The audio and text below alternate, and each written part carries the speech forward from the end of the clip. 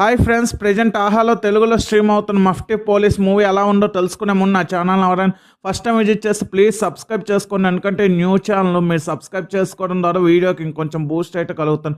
ఇది ఒక crime investigation thriller జోనల్లో వచ్చిన మూవీ అనమాట. ఐశ్వర్య రాజేష్ గారు యాక్ట్ చేయడంతో ఏమైనా ఇంట్రెస్టింగ్గా ఉంటుందేమో అని ట్రై చేశాను అన్నమాట. మూవీ చూడడం స్టార్ట్ చేశాను.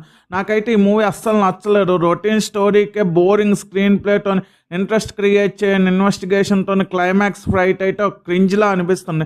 స్టోరీ లైన్ చాలా సింపుల్ అనమాట. ఒక పోలీస్ ఆఫీసర్కి ఒక యాక్సిడెంట్లో డెడ్ బాడీ దొరుకుతుంది అనమాట.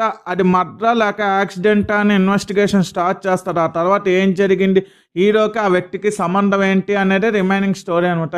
కానీ ఇది ఒక రివెంజ్ డ్రామాగా ప్రజెంట్ చేసిన ఒక ట్విస్ట్ కూడా కానీ ఒక థ్రిల్ ఫీల్ అయ్యే సీన్ కానీ ఒక్కటి కూడా ఏమి ఉండదు. మన నెక్స్ట్ ఏం జరుగుతుందని మూవీ చూసేటప్పుడు ఎలాంటి క్యూరియాసిటీ కూడా బిల్డ్ కాదు.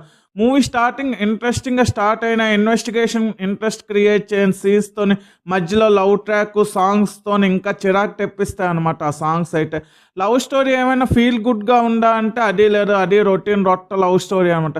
పెద్దగా ఒక్క సీన్ కూడా థ్రిల్ ఫీల్ అయ్యే విధంగా మూవీలో ఉండదు అనమాట. క్రియేటివే లేని ఇన్వెస్టిగేషన్ సీన్స్తోనే లవ్ ట్రాక్తోనే అలా ఫస్ట్ హాఫ్ అయిపోతుంది. Second half flash back and revenge drama అనమాట. ఫ్లాష్ బ్యాక్ ఏమైనా ఎమోషనల్గా ఉందా అంటే ఒక పాప క్యారెక్టర్ తప్ప మిగతాదంతా డ్రాగ్ చేసినట్టు రన్ టైం కోసం సాగదీస్తున్న ఫీలింగ్ అయితే వచ్చింది.